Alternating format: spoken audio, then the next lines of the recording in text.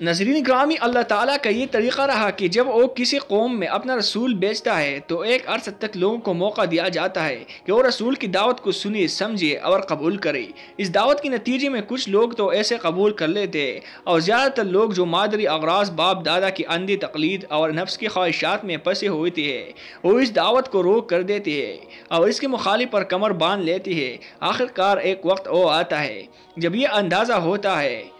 کہ قوم میں جو لوگ صلاحیت رکھتے تھے انہوں نے دعوت کو قبول کر لیا اور اب اس میں ایسے لوگ باقی نہیں رہ گئی جو اس دعوت پر کان دھرے اور اس پر غور کرے۔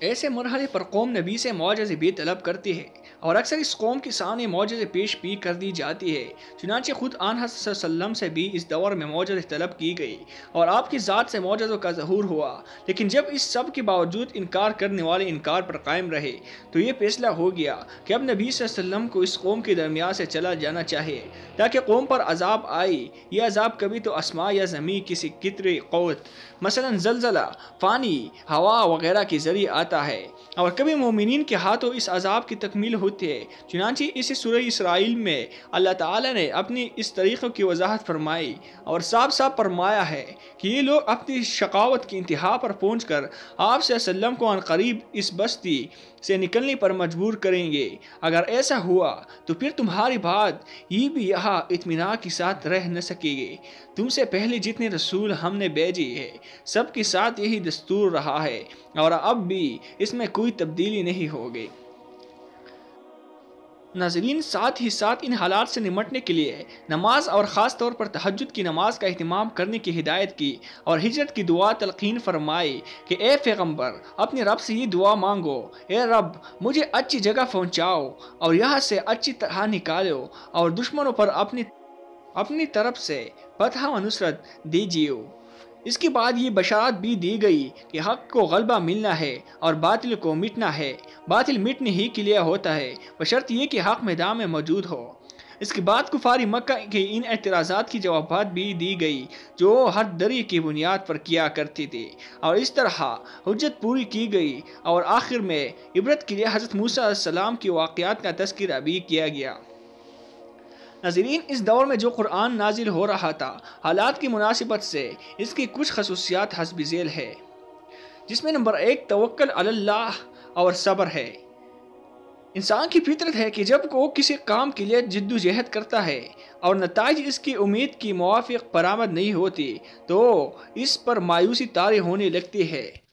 دعوت حق کے علمبرداروں کے لیے یہی مرحلہ سب سے زیادہ نازک ہوتا ہے۔ اگر وہ خدا نخواستہ مایوسی کا شکار ہو جائے تو یہ ان کی اور دعوت کی سب سے بڑی ناکامی ہوتی ہے۔ اس مرحلے میں ثابت قدم رہنے اور نتائج کو بالکل خدا کی توکل پر چھوڑ کر مسلسل کام کی جانے کے لیے بڑی مضبوط ایمان کی ضرورت ہے۔ اس آخری دور میں خصوصیت کے ساتھ اللہ تعالیٰ نے اس بارے میں جو ہدایات نازل فرمائی، تقریباً 12 سال کی مسلسل جد و جہد کی جو نتائج سامنے آئے تھے وہ ایک عام نظر رکھنے والے انسان کے لیے حوصلہ شکن ہو سکتے تھے، اور اتنی طویل مدت کے بعد بھی جن پریشانیوں کا سامنا کرنا پڑتا رہا تھا وہ بھی کچھ کم صبر آزمانا نہیں تھے۔ اس کے لیے مومنوں کے دلوں کو مضبوط کرنے اور انہیں راہ حق پر جمانے کے لیے اس دور میں خصوصیت سے یہ توجہ کی گئی۔ اس بارے میں سورہ عنکبوت کی مضامین ایک اچھی مثال ہے۔ اس میں مومنوں کو صاف صاف بتا دیا گیا کہ ابتلا و آزمائش تو اس راہ کی لازمی منزل ہے جس پر چلنے کا تم نے فیصلہ کیا، یہ وہ کسوٹی ہے جس پر کسنے کے بعد ہی دعویٰ ایمان میں سچے اور جھوٹے لوگوں میں تمیز ہو سکتی ہے۔ لیکن مومنوں کی اس آزمائش کا مطلب یہ نہیں ہے کہ کافروں کو حقی معنوں میں کوئی غلبہ حاصل ہو رہا ہے۔ انہیں بھی یہ سمجھ لینا چاہیے کہ خدا کے مقابلے میں وہ بازی نہیں لے جا سکتی، بالآخر حق کا ہی بول بالا ہو کر رہے گا، بشرط یہ کہ حق پر جمنے والے اپنی صبر و استقامت سے اپنی کو اللہ کی امداد کا مستحق ثابت کر دے۔ مومنوں کو بتایا گیا کہ اس راہ میں کتنی ہی گناہ کو رکاوٹیں آتی ہے، لیکن ان کو کسی سے بد دل ہونے کی ضرورت نہیں۔ ان سے پہلے جن اللہ کی بندوں نے دعوت اسلامی کا علم بلند کیا ہے ان کو بھی ایسے ہی حالات سے گزرنا پڑا ہوا ہے۔ حضرت نوح علیہ السلام کا واقعہ یاد دلا کر بتایا کہ انہوں نے 950 سال تک کیسے صبر اور استقامت کے ساتھ اپنے قوم کی مخالفت برداشت کی۔ اسی طرح حضرت ابراہیم علیہ السلام، حضرت لوط علیہ السلام، حضرت شعیب علیہ السلام، حضرت صالح علیہ السلام، حضرت موسیٰ علیہ السلام کو ایسے ہی حالات سے دوچار ہونا پڑا، لیکن آخرکار حق کی فتح ہوئی اور باطل کو میدان سے بھاگنا پڑا۔ ناظرین، دوسرا خصوصیت یہ ہے کہ قرآن پاک ایک معجزہ ہے۔ اس سے پہلے ذکر کیا جا چکا ہے کہ کافروں کے معجزہ طلب کرنے پر آن حضرت صلی اللہ علیہ وسلم اور دوسرے مومنین کے دلوں میں یہ خواہش پیدا ہوتی تھی کہ کاش کوئی ایسا معجزہ ظاہر ہو جاتا جیسے دیکھ کر یہ لوگ ایمان لے آتی۔ اس خواہش کے جواب میں اللہ تعالیٰ نے جو ہدایت فرمائی اس کا ذکر بھی اس سے پہلے آ چکا ہے۔ اس موقع پر اللہ تعالیٰ نے اپنی آخری نبی صلی اللہ علیہ وسلم کی سب سے بڑے معجزے کی صاف صاف نشاندہی کی اور لوگوں کو بتایا کہ تم جو معجزات طلب کرتی ہو تمہیں چاہیے کہ پہلے اس معجزے کو دیکھو جو رہتی دنیا تک کہ انسانوں کے لیے معجزہ ہے اور جس میں ہر عقل اور سمجھ رکھنے والے انسان کی رہنمائی کا سامان ہے۔ یہ معجزہ قرآن ہے۔ حق یہ ہے کہ آن حضرت صلی اللہ علیہ وسلم کو جتنی بھی معجزے عطا ہوئی ان میں سب سے بڑا معجزہ قرآن ہی ہے۔ سامعین، اس دور کی نازل شدہ سورہ عنکبوت میں بتایا گیا ہے کہ ان مخاطبوں میں سے کون نہیں جانتا کہ آپ صلی اللہ علیہ وسلم نے نبوت سے پہلے نہ تو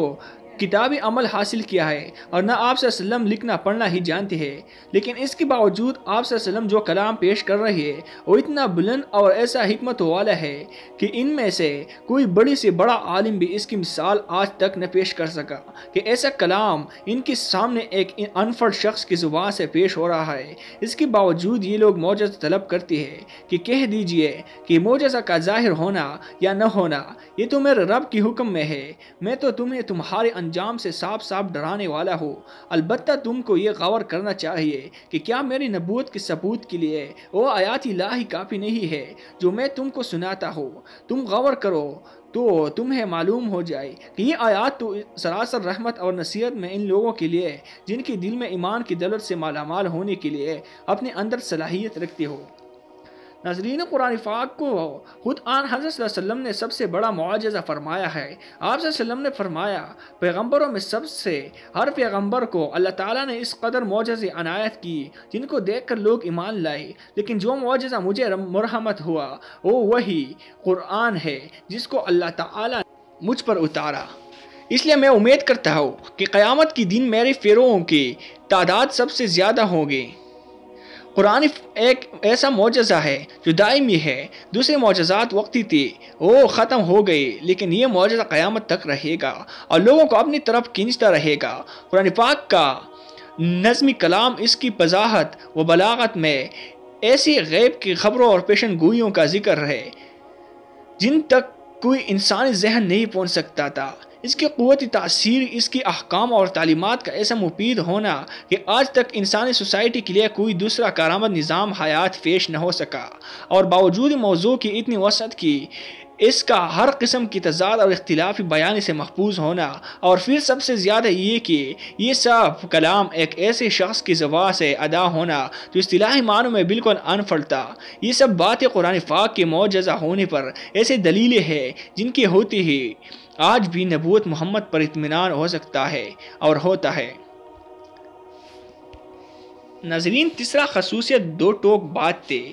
اس دور کی نازل شدہ کلام کی ایک خصوصیت یہ ہے کہ اب کفار سے بات بالکل صاف صاف اور دو ٹوک کہی جانے لگے، جس کا اندازہ یہ تھا کہ اب سمجھانے اور بتانے کی حد ہو گئی۔ ماننا ہے تو اب بھی موقع ہے، مان لو، نہیں تو اپنی انکار اور ضد کے نتائج بھگتنے کے لیے تیار رہو۔ چنانچہ کہا گیا کہ میں تو اپنے رب کی طرف سے آئی ہوئی ایک روشن دلیل پر قائم ہو اور تم اسے جھٹلا رہے ہو کہ اس انکار کی پاداش میں جو عذاب آتا ہے وہ آ جائے، لیکن میں تمہیں بتائی دیتا ہوں کہ میرے قبضے میں وہ چیز نہیں ہے جس کی تم جلدی مچا رہے ہو۔ اس کا فیصلہ خدا کے ہاتھ ہے۔ اگر میرے اختیار کی بات ہوتی تو معاملہ کبھی کا ہو چکا ہوتا۔ غیب کا علم اللہ کو ہے، وہ جانتا ہے کہ کس کام کے لیے کون سا وقت مناسب ہے۔ وہ اس بات کی قدرت رکھتا ہے کہ جب چاہے تمہارے اوپر عذاب بھیج دے۔ پھر ایسے سلسلے میں آگے چل کر ہدایت دی گئی کہ جن لوگوں نے دین کی معاملے میں ایک کیل سمجھ رکھا ہے اور وہ دنیا کی زندگی میں مست ہے، ان کی حال پر چھوڑ دو، البتہ انہیں پر قرآن برابر سناتے رہو۔ اس پر بھی نہ مانے تو اس سے کہہ دو کہ لوگو تم اپنی جگہ پر عمل کرتے رہو جو تم کرنا چاہتے ہو، میں بھی اپنی جگہ عمل کر رہا ہوں، نتیجہ جلد ہی تمہارے سامنے آ جائیں گے کون سیدھے راستے پر تھا۔ یہ ایک مثال ہے اس قسم کی طرزی کلام کی۔ اس کے علاوہ بھی اس دور کی وحی میں یہ انداز واضح طور پر سامنے آتا ہے اور یہ گویا اعلان تھا اس بات کا اب بات کسی فیصلے کن مرحلے میں داخل ہونے والا ہے۔ ناظرین گرامی، چوتھا جو خصوصیت تھا وہ ہجرت کے لیے تیاری تھی۔ اس کے علاوہ ہجرت کے لیے صاف صاف اشارے بھی اس دور کے کلام میں بار بار سامنے آتے ہیں۔ چنانچہ سورہ عنکبوت میں ہدایت دی گئی کہ اے میری بندو، بندگی تو میری ہی کرتے رہنا، اگر میری بندگی کی وجہ سے تمہاری اپنی وطن کی زمین تمہارے لیے تنگ ہو گئی ہے تو اس کی پرواہ نہ کرنا، میری زمین بہت وسیع ہے۔ مراد یہ کہ چاہے گھر بار ٹوٹ جائے لیکن میری بندگی کا رشتہ نہ ٹوٹنے پائے۔ زیادہ سے زیادہ خطرہ جو کسی جاندار کو ہو سکتا ہے وہ موت کا خطرہ ہے، تو یقین رکھو کہ مرنا تو ہر ایک کو ہے اور پھر پلٹ کر میرے ہی پاس آنا ہے۔ تو اگر میرے ہی راہ میں موت آئے تو فکر کس بات کی ہے، جو کہ ایمان اور عمل صالح کی پونجی لے کر آئے گا، اسے ایسے باغوں میں آرام سے رکھا جائے گا جن کے نیچے نہریں جاری ہوگی اور جہاں وہ ہمیشہ رہے گا۔ یہ کیسا اچھا بدلہ ہے عمل کرنے والوں کے لیے، ایسے عمل کرنے والے جو سخت سے سخت حالات میں بھی اللہ کی دین کی راہ پر جمے رہے اور جنہوں نے اپنی ہر جد و جہد کرتے وقت بھروسہ اپنے رب پر ہی رکھا۔ ناظرین، پھر یہ بتایا گیا کہ اللہ کی راہ میں گھر بار چھوڑنے کا دوسرا اندیشہ معاشی بدحالی کا ہے۔ اس بارے میں ان کی اس ایمان کو مضبوط کیا گیا کہ دراصل رزق کا معاملہ خدا کے ہاتھ میں ہے۔ دیکھو زمین پر چلنے والے کتنے ہی جاندار ہیں جو اپنا رزق اپنے ساتھ اٹھائے نہیں پھرتے، لیکن اللہ ان کا رزق مہیا کرتا ہے اور انہیں کھانے کو دیتا ہے۔ تو آخر تم ہی اس رزاقیت سے ایسے مایوس کیوں ہو کہ وہ تمہارے رزق نہ دے گا؟ ناظرین، اس کے علاوہ اس دور کی ایک اور صورت بنی اسرائیل میں ہجرت کے لیے دعا بھی سکھائی گئی۔ کہا گیا کہ یہ دعاؤ یوں مانگو کہ اے رب مجھے اچھی جگہ پہنچاؤ اور مکہ سے اچھی طرح نکالو اور دشمنوں پر اپنی طرف سے فتح و نصرت دیجیے، اور اے پیغمبر اعلان کر دو کہ حق آ گیا اور باطل مٹ گیا، باطل کو مٹ ہی جانا تھا۔ غرض یہ کہ یہ اور اسی طرح کی دوسرے بہت سے ایسے اشارات ہیں جو اس دور کے کلام میں ملتے ہیں، جن میں ایک طرف تو اس آنے والے انقلاب کی طرف اشارے کی جا رہے تھے اور دوسری طرف ان حالات سے نمٹنے کے لیے جس تیاری کی ضرورت تھی اس پر بار بار متوجہ کیا جا رہا تھا۔ آخرت کا پختہ یقین، دنیا کی نعمتوں کی آرزو کا دلوں سے کود کود کر نکال پھینکنا، توحید خالص اور اس کے تقاضوں کو اچھی طرح ذہن نشین کرنا، اللہ کے علاوہ کسی دوسرے سہارے کو دل میں کوئی جگہ نہ دینا، صرف اسی کی ذات پر مکمل بھروسہ کرنا۔ جو کچھ ہدایات اللہ کی طرف سے نازل ہو رہے تھے ان کو بلا کچھ گھٹائے بڑھائے برابر پیش کرتے رہنا اور ان سب کاموں کے واسطے تقویت حاصل کرنے کے لیے نماز قائم کرنا اور اس پر پوری توجہ دینا، یہ اور اسی طرح کی دوسری بنیادیں تھی جن پر مسلمانوں کی تربیت کی جا رہی تھی، اور ساتھ ہی ساتھ انہیں ان سخت حالات میں بھی دین کی تبلیغ کرنے کے لیے ضروری ہدایات دی جا رہی تھی۔